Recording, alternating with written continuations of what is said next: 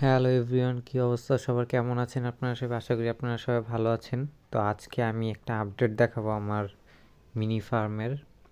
তো এই যেটা মার্ক করছি, পাখিটা নতুন আনছি, CFW মিউটেশনের পাখি পাইনি যেহেতু, তো আমি ভাবলাম অন্য মিউটেশনের পাখি দেওয়া যাক, তাই ইসাবেল পাইছি। এটারে ওই ভাইটা ইসাবেল বলল, তো আমিও সঠিক জানি না। আর আরেকটা জিনিস হচ্ছে যে আমি এতদিন যাবৎ CFW এইটাকে আমি বারবার CWF বলছি, কিন্তু এটা CWF না, এটা হচ্ছে CFW না। তো যাই হোক, আপনারাও তো কমেন্টে আমাকে জানান না, তো আমি এই জন্য জানতে পারিনি, হয়তো শিখতে পারিনি। আমিও শিখতেছি, জানতেছি এইভাবে। তো আমি যখন হাটে গিয়ে ওই ভাইয়ের কাছে চাইলাম, তখন ভাইটা আমার মিউটেশনটা ঠিক করে দিল, যে প্রোনাউন্স ভাই এইটা। তো আমার ফন্ট ফিমেলটাও আছে, এই যে মার্ক করে রাখছি। তো দেখেন ওর সাইজটা কত ছোট। আর এই যে আমার দুই পাশে আমি মার্ক করে দিচ্ছি, এই দুইটা হচ্ছে বেবি পাখি। এই দুইটা পাখিরও পালসে বলা যায়, শিকের মধ্যে মানে মাথা ঢুকিয়ে খাবার খাওয়াইছে। আর এই তো অন্যদিকে আরেকটা ওই যে কালো বাচ্চা পাখি দেখা যাইতেছে। তো ওরা তিনজনই হচ্ছে যে আমার নিচের যে পেয়ারটা আছে নিচের খাঁচায়, 3B আর হচ্ছে ডিএসের, তো ওদের বাচ্চা।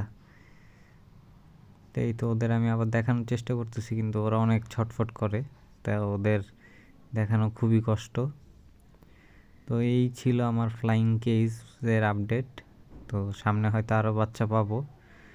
আর মূলত হচ্ছে যে এইখানে ওদের কোনো আপডেট নেই, ওদের দিছি, বাট ওদের মিটিংও দেখি নেই, আর হচ্ছে ডিম তো দেখি নেই এখনও।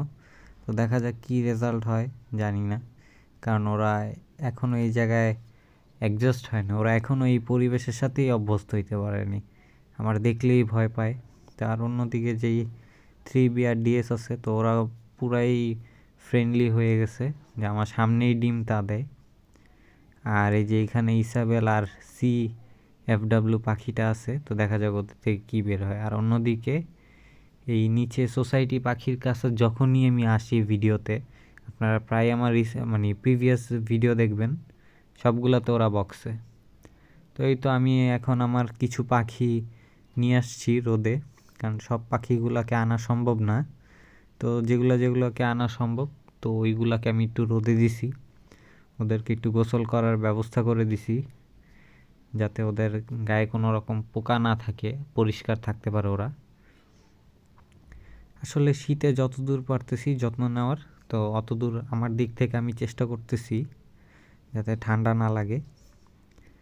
আপনারাও আপনাদের পাখিদের যত্ন নেবেন, রোদে দিবেন, কারণ শীতকালের রোদটা অনেক মানে প্রয়োজনীয় একটা জিনিস বলা যায়।